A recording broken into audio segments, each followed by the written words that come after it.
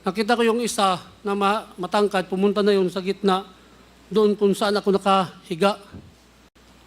At pumunta siya doon, tapos sabay ganun sa kamay. Pag ganun niya, yun dito sa silda ni Mayor, putok ng 2 beses. Ilang beses yung putok doon sa Selda 7? Magkaparehas lang sila, 2. Tig 2 putok. Oo. Patapos hinto siya, sabay, ganun yung nagbaril. Oh, lumaban. Tapos sabay naman yung 3 putok. Pak.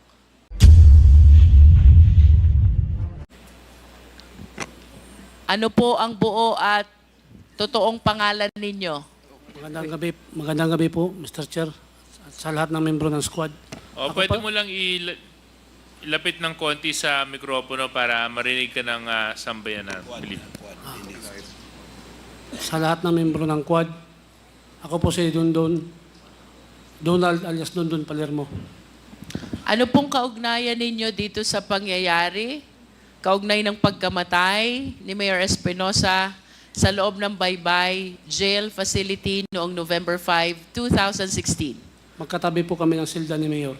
Magkatabi kayo ng selda. At habang nandun ka sa selda mo, mayroon bang sinabi sa'yo si Mayor Espinosa? Wala po. Yun bang pwesto ng selda nyo? Ay may pagkakataon ba kayong magkita, makita ang isa't isa at makapag-usap? Opo.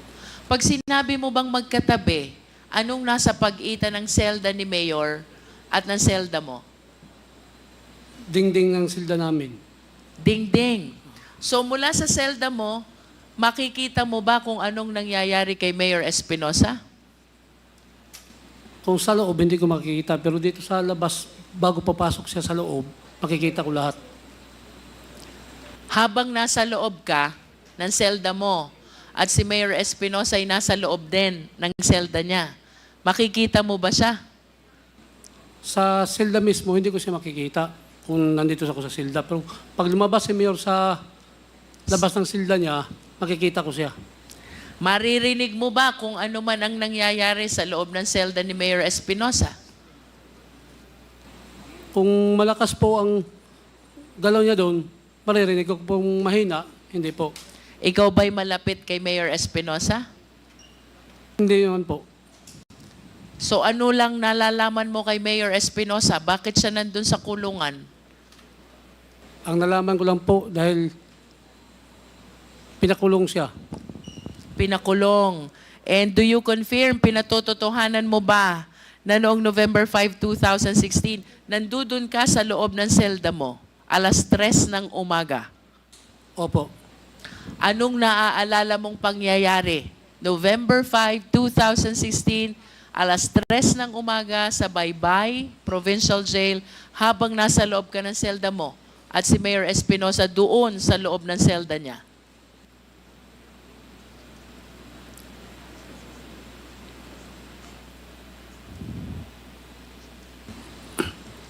Nung madaling araw, narinig ko na lang doon sa labas nga nagkagulo sila. Tapos, Sinong nagkagulo? yung mga guard doon at Yung mga jail guards. mga jail guard. Tapos, maya-maya, medyo tahimik na sa labas, pumasok na yung 3 na naka-mask. Tapos, pagtapasok na doon sa papunta ng silda namin, nakita nila yung ilaw ng CCTV na nakasiga pa. Tapos pagkita nila doon, bumalik yung 3, mamaya, babalik na yung 7 na sila, pero nakita yung CCTV, wala na, patay na yung ilaw. Tapos pagpasok na doon sa silda, sa main gate, papasok dito sa silda namin, binuksan na doon. Tapos pang 7, pasok na yung 7. Yung isa, pumunta doon sa harap ng silda ni Mayor na may pinaka sirak kung sa pultahan bago pumasok doon sa silda ni Mayor. Ano yung sira? Pintuan na kahoy. Dahil Nakalak ba yung pintuan ni Mayor? Nakalak po. So, nakita mo bang binuksan nila yung pintuan ni Mayor? Yung maliit na pintuan, sinira lang yun dahil yung lock na nun, maliit lang eh. Nakanino ba yung susi nung lock na yon? Sa mga gwardya. Nasa gwardya. Opo. Hindi nila binuksan, sa halip sinira na nila. Opo. Ang pintuan ay kahoy. Pagkatapos nilang masira, anong sunod na nangyari? Yung isang pulis, pumasok doon sa loob, sa harap ng gate sa silda ni Mayor. Yung iba namang kasama sa pito, pumisto sila sa gilid. Ang isa pumunta doon sa Silda City, kung saan nandun si Raul Yap. Sabi ni Mayor dito sa Silda, magandang umaga po, sir. Sinong nagsabi niyan? Si Mayor Espinosa. Si Mayor. Oh. Tapos ang sabi ni Mayor Espinosa, sir, maawa kayo, sir. Huwag niyo ako plantiran. Kahit patalim, wala ako yan dito. Pakiulit mo nga, anong sinabi ni Mayor? Ang sinabi ni Mayor, sir, maawa kayo, sir. Kahit patalim, wala ako yan dito sa loob. Tapos, nakita ko yung isa na matangkad, pumunta na yun sa gitna, doon kung saan ako nakahiga. At pumunta siya doon, tapos sabay ganun sa kamay. Pag ganun niya, yun dito sa silda ni Mayor, putok ng 2 beses. Pagtapos putok ng 2 beses, magkasabay na doon sa Silda City. Ilang beses yung putok dun sa Celda 7? Magkaparehas lang sila, 2. Tig 2 putok. Oo. Patapos hinto siya, sabay, ganun yung nabaril. Oh, lumaban. Tapos sabay naman yung 3 putok. Pak. Pumutok muna ng 2, saka sila nagsalita ng lumaban, nagpaputok uli ng 3. 3. Pagkatapos nung 2 putok, narinig mo pa ba ang boses ni Mayor Espinosa? Sa hindi pa yung nabaril, sabi pa ni Mayor Espinosa na, maihi muna ako, sir. Sabi naman yung nandun na pulis, huwag ka nang maihi. Yun na, sabay na yung 2 putok. Pagkatapos ng 2 putok, nagsabi siya na lumaban, oh. Yun, sumabay naman 3 putok. Pagkatapos nung 2 putok, narinig mo pa bang nagsalita si Mayor Espinosa? Wala na po.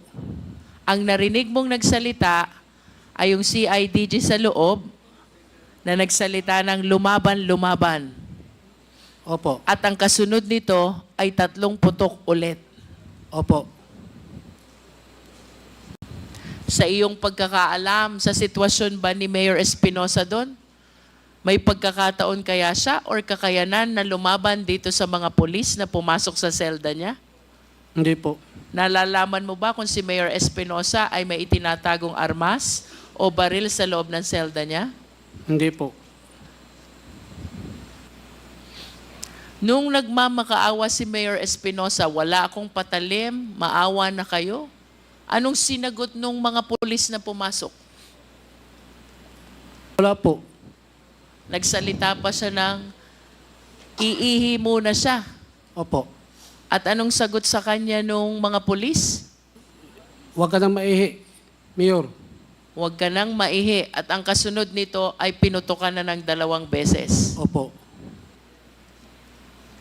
Anong sunod na nangyari pagkatapos nitong kabuuan na 5 putok na narinig mo sa selda ni Mayor Espinosa at 2 putok na narinig mo sa selda ni Raul Yap? Pwede pakiulit po? Anong sunod na nangyari pagkatapos nitong 5 putok na narinig mo sa selda ni Mayor Espinosa at 2 putok na narinig mo sa selda ni Raul Yap? Hindi po. Magkaparehas lang ang putok nila sa Silda City at saka Silda Ono. Ibig sabihin ba doon kay Raul Yap pagkatapos ng 2 putok ay may kasunod din ito? Opo. Ilan naman ang kasunod na putok? Hindi ko mabilang dahil magkasabay sila, halos magkasabay yung 2 eh. Pag hinto dito kami, hinto na po doon sa kabila. Pagkatapos ng mga putok na narinig mo sa 2 selda, anong sunod na nangyari? Pagkatapos noon, yung bumaril kay Mayor, pumunta dito sa harap sa silda ko. Tapos yung isang mama, nakabunit lahat, maliit na mama, yung isa may dalawang baril, may baril isa, tapos yung isa dito sa paa niya, nakalagay. Tapos pumasok siya doon sa silda ni Mayor, yung sa kamay niya nga na baril, pag alis niya sa silda ni Mayor, wala na yun sa kamay niya. Tapos pumunta siya doon sa silda ni Raul Yap, ang baril dito sa paa niya, pagbalik na dito, pag labas, wala na rin. Anong paniniwala mo? Bakit nawala yung baril na nakasuksok sa hita nila? Ang paniwala ko, yun ang nilagay na baril doon sa kay Mayor at saka Raul Yap. Hindi mo ito nakita sapagkat ayon sa iyo kanina ay mula sa selda mo, hindi mo kita kung anong nangyayari sa loob ng selda ni Mayor Espinosa sapagkat ito'y may dingding. Tama ba? Opo. Pero bakit ka naniniwala na itong baril na ito'y inilagay lang sa kamay ni Mayor Espinosa? Dahil nakita ko siya pumasok siya doon sa silda ni Mayor na may hawak pa na baril. Tapos paglabas niya sa silda ni Mayor, wala na yung baril na hawak niya. Tapos, Kanina sabi mo nasa hita. Nasaan ba yung baril na yon? dalawa kasing hawak niya eh. Ang sa kamay, tapos yung isa sa hita. Yung sa kamay, pagpasok niya doon sa silda ni Mayor Espinosa, yung sa kamay na hawak niya, wala na. Tapos pumunta siya doon sa silda ni Raul Yap. Pagbalik na dito sa palabas, yung sa paa, wala na rin.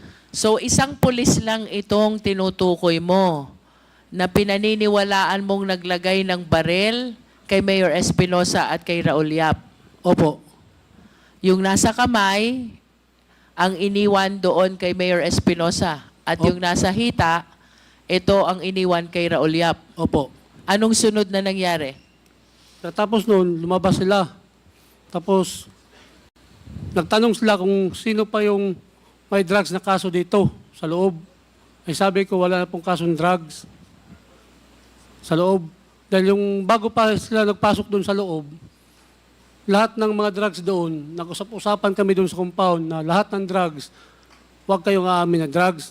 Dahil sisigurado ko na isama kayo sa pag may pumasok dito na itumba. Dahil alam na namin na sunod na yun si Mayor eh.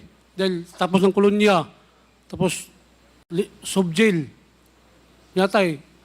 Yun. Paano nyo alam na sunod si Mayor na papatayin? Dahil nandyan na sa listahan ni Mayor Duterte yun eh.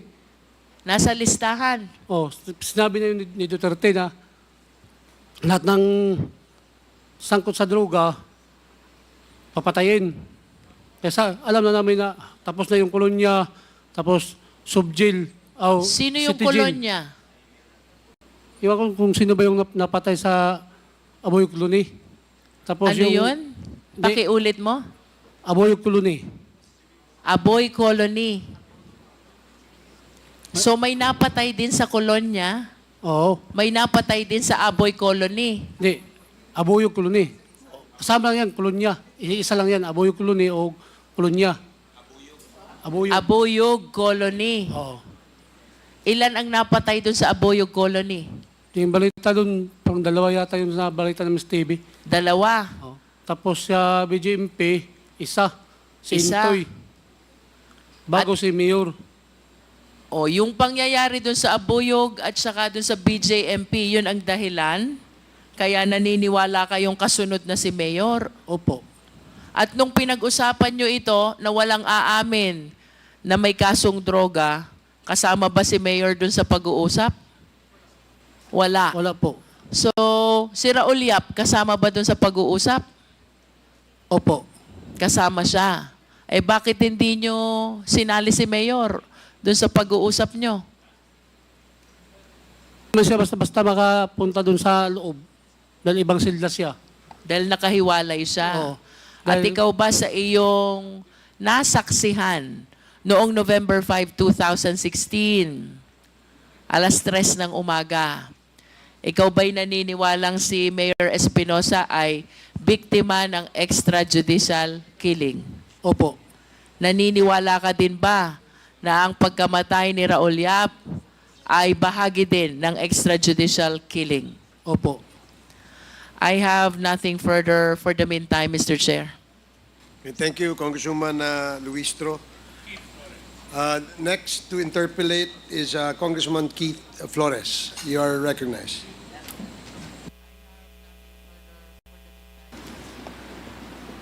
Mr. Chair, thank you, Mr. Chair.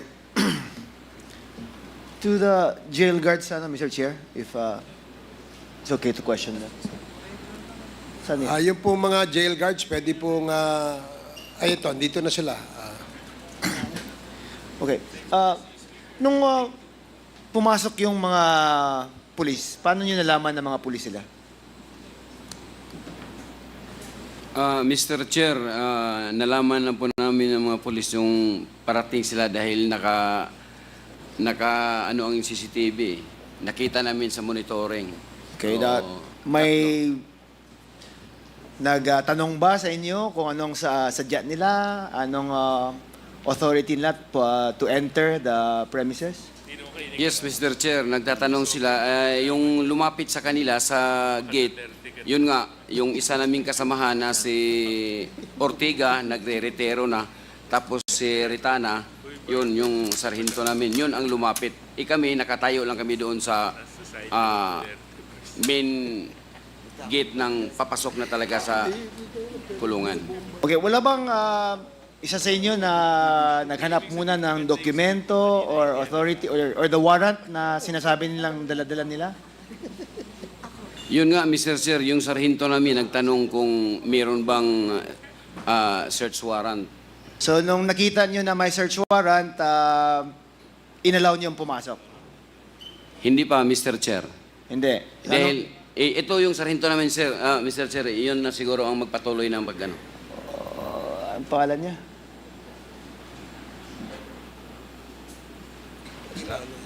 Anong pangalan niya? Ni Sergeant? Ritana. Retana, dito po. Mr. Sergeant Retana, nung pinakita sa iyo yung search warrant, you eventually allowed them to come in, no? Pinapasok niyo yung mga pulis. Actually po, hiningan ko sila ng search warrant para basahin ko. Hindi naman po binigay nila sa akin. So, hindi binigay sa iyo yung search warrant? Yes, Mr. Chair. Okay. Pagpasok nila, nakalabas ba yung mga baril? Nakatutok ba sa inyo?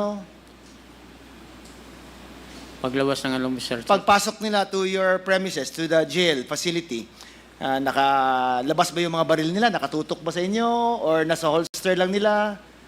Nasa gilid lang? Ano bang mga...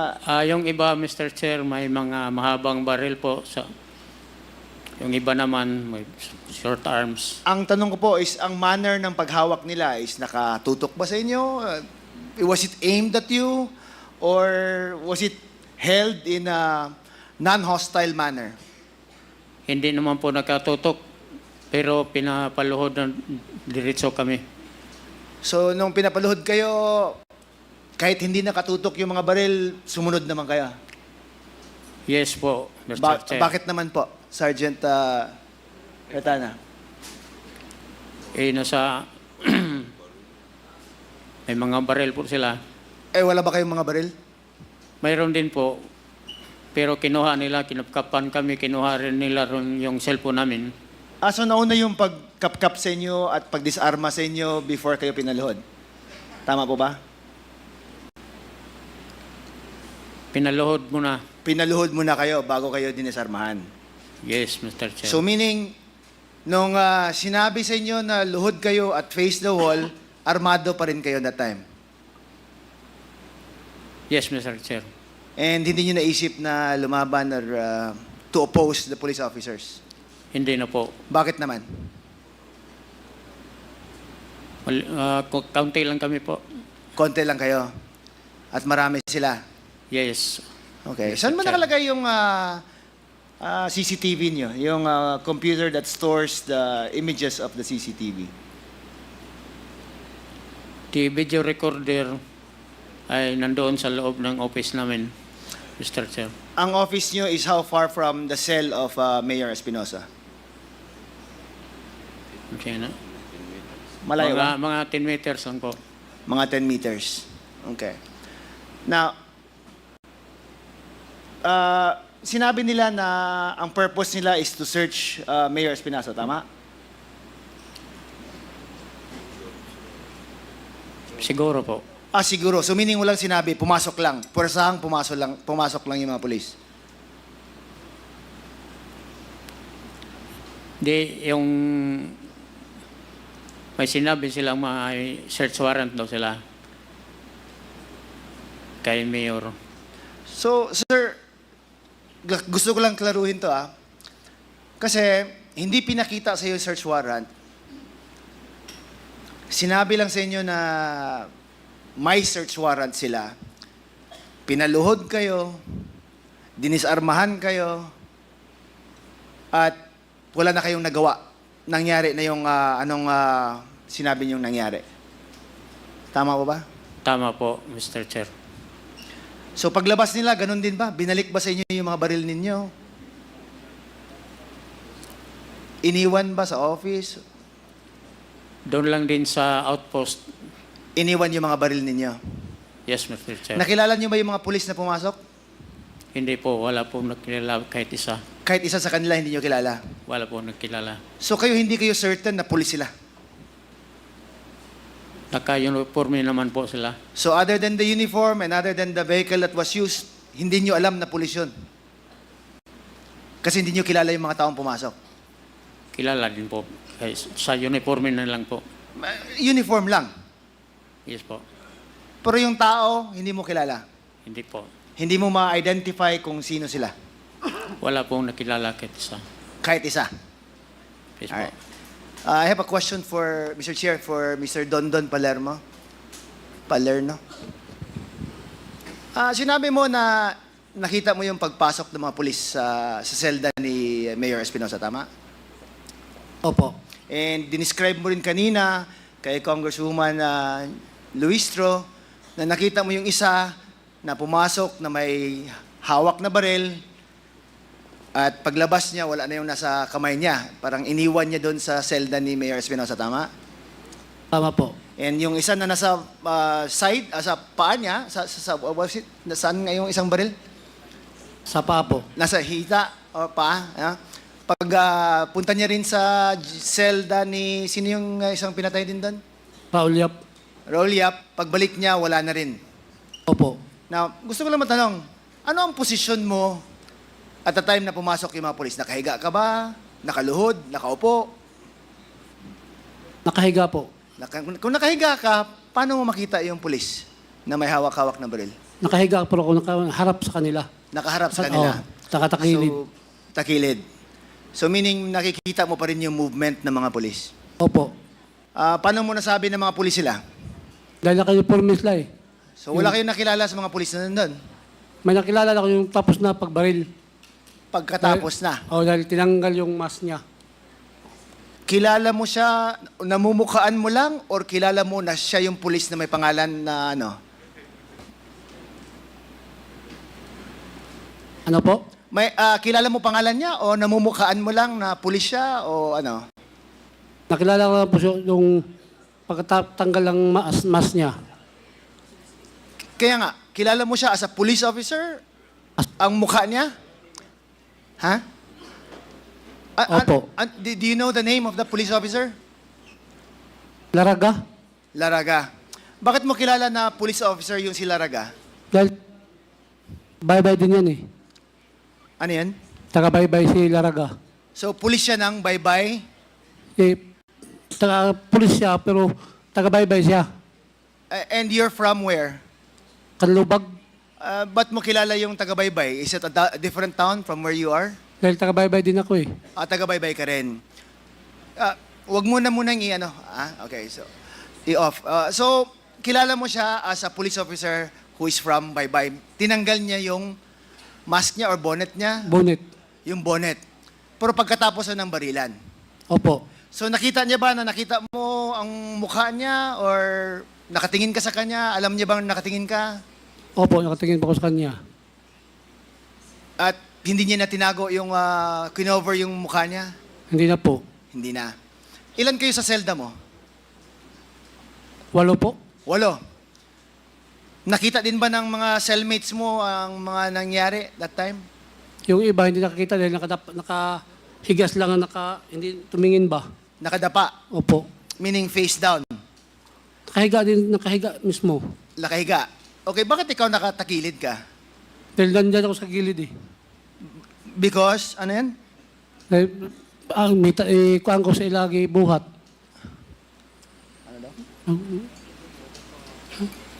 Ano yan?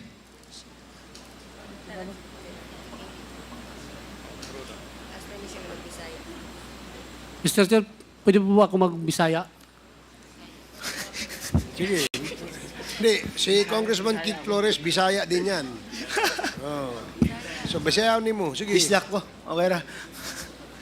Naghigda ko ito, nagtakilid, nagatubang nila nga, pag naghigda ka nagtakilid, nagatubang ko nila.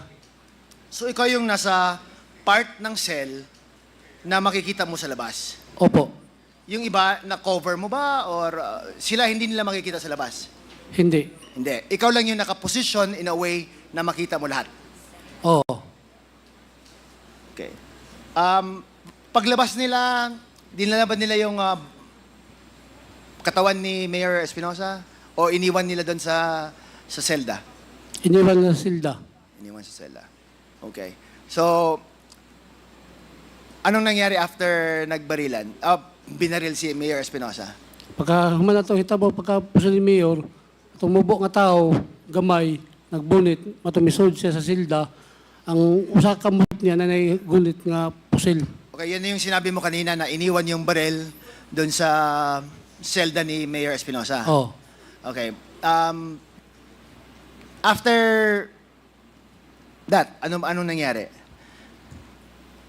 Kahuman niya ito, nang gawas, tapos, pagka misod tong gamay tao, nga manatong butang sa armas, nagda sa armas, pagkahuman na tagtaod, hindi kuha ng suko. So kasama na ng mga pulis yung soko? Oh. Pero, Your Honor, sa wapa na misod sila, may naka-duty gihapon na nga pulis nga time gikan pagka-priso ni Mayor Espinosa. So may pulis sa loob ng jail Kauban sa mga gwardya, kasama ng mga gwardya. Oh. Sino yung pulis na yun? Hindi na ako makawa ng ilapangan anak nila. Pero, gikan sa pagka-priso ni Mayor, na ay nag-duty nga So may mga assigned pulis na police officer inside the jail cell Oo. of Mayor Espinosa. Oo. Anong function nyo dun? Anyway, I'll ask the guards. Sergeant Retana, totoo ba yung sinabi ni Dondon Palermo na may pulis na nakabantay din kay Mayor Espinosa? Sila po yung naka-augment po sa amin. Naka-augment. Yes, So may po. isang police officer doon. 4 po sila Apat. naka-augment nun. But at the time that the CIDG went or nag-serve ng warrant, ilan yung police na iwan doon? Yung naka-augment po ay 4. 4 din. ma'am. They're from what police station? They are from Leyte Provincial Public Safety Company po. Kilala mo ba yung mga police na yun? Yung 4? Yes po. Ano ang pangalan nila? Mga apelido lang po ito. Okay, apelyido. Sina P.O. Bilyute, P.O.1 Ripasa, P.O.1 Vicente, at P.O.1 Morero. Okay, so, klaruhin ko lang Were they present when the police officers came to serve the search warrant? Yes po, Mr. Chair. Dinisarmahan din ba sila? Yes po, Mr. Chair. So, pina-face the wall din? Ano po din. Kilala ba ni Colonel Espinido yung mga police na yan? Ewan ko lang po, di ko po alam. Mr. Chair, is it okay to ask Please Joby proceed. Espinido? Colonel Espinido, kilala mo ba yung mga police na nag-augment? Hindi sir, kasi under sila ng mobile force. But alam mo na may mga nag-augment doon? Yes, na police nilagyan officers? talaga para sa security, tagdag, di ba? From the family names mentioned by Sergeant Retana, wala kang kilala doon sa mga police na yan? Wala akong kilala. Sergeant Retana, sa reaction Yes, ng po. mga police na nag-augment, kilala ba nila yung mga police na nag-serve? Sa actual na pangyari, hindi po siguro nila kilala yung... So, wala kang narinig na they were calling each other by names or by ranks or anything? Wala? Wala po. So, hindi... malayo ka ba from the point where pinaluhod din yung mga nag-augment na police? Dito po sa, Meaning, nakita mo ba how they were treated also by the police officers who served the warrant? Kung Yes po. paano sila dinisarmahan, paano sila pinaluhod, paano sila kinapkapan din, siguro. Nakita mo? yes po, dahil magkatabi kami So magkatabi kayo. So wala kang narinig na anything that would indicate that they knew each other? Wala po. Wala. Tinanong mo ba yung mga police after kung kilala na nila yung mga police na nag-serve ng search warrant? Ay, hindi rin po. Hindi mo natanong. Hindi po nagtanong. Hindi mo rin naisip na questionin man lang kung ano ang na-observe nila, kilala ba nila yung mga police or something like that? Walang ganun na investigation? Hindi na po. Eh, how about you, Mr. Kabuda, Abuda? Yes, Hindi mo ba in-interview yung mga police na naka-augment doon? I was assigned to Baybay City Sub-Jail Facility only on August 1, 2024. And that is after the fact, after the event? Or before? Ano ba? August 1, 2024 was the effectivity of my order. Kailan ba ito nangyari, sir? November 5, 2016. So you weren't there when it I happened? was not there. You were not yet assigned there? I was not yet assigned there. Okay. So, Sergeant Retana, from Yes, the po. jail guards, no one investigated, no one questioned the police officers who augmented the jail guards for that incident. Walang interview, walang investigation na nangyari. Wala po. Wala po kung galing sa jail guards. Pero may investigasyon din po sila sa kanila lang po. Yun sa mga police lang. Yes po. But on the part of the jail guards, wala silang ginawang investigation. Wala po. So inasa na lang nila sa mga police or something. Yes. Yun. Okay. Thank you, Mr. Chair. Mr. Chair, Thank you, Congressman Flores. Yes, Congresswoman Luistro. may we request the Secretariat to please flash the picture? Secretariat.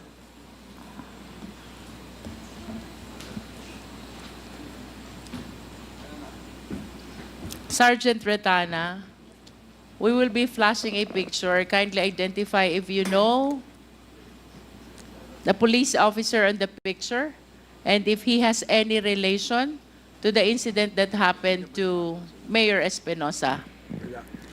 Paki-identify po, Sergeant Retana, kung nakikilala po ninyo ang police na nasa picture. Yes po, kilala ko po yan. Sino po siya? Si Colonel Marcos po. Bakit niyo po siya kilala? Prior sa incident, hindi ko po siya kilala. Doon lang sa nakita ko sa mga TV. At maaari niyo po bang i-confirm kung kasama po siya doon sa mga polis na pumasok sa Baybay Jail Facility? Hindi ko po mag-confirm yan dahil hindi ko siya nakita doon.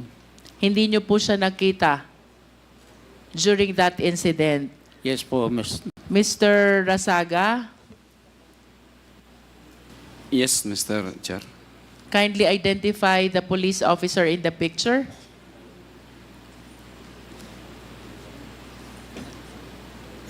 Colonel Rasaga? Uh, Sergeant Rasaga? Mr. Chair, si Colonel Marcos. Colonel Marcos? Kilala niyo po ba talaga si Colonel Marcos? Nakilala lang po, Mr. Chair, sa after na sa insidente. Dahil makikita na sa TV, si Sir Marcos pala yun. Nakita niyo po ba siya doon sa insidente nung November 5, 2016? Hindi rin namin makita dahil nakapisto the wall din kami doon sa malapit sa office na. Kaming tatlo. Ako, Padilla at saka Prado. Don, nakikilala mo ba ang police officer sa picture? Nailhan ako sa pagkitabo na. Ito, ako kabanday. Mr. Chair. Oh, isa to. Nailhan ako siya, gigan ato pagkitabo ni Mayor Espinosa. Nakilala daw niya mula nung nangyari yung insidente. Pwede mo bang sabihin kung ito'y isa sa mga police or CIDG nakita mo na pumasok doon sa selda ni Mayor Espinosa? Di, Hindi ba siya kasama sa mga police na nakita mo di, sa insidenteng ito? di. Mr. Chair, I wish to direct my next questions to the women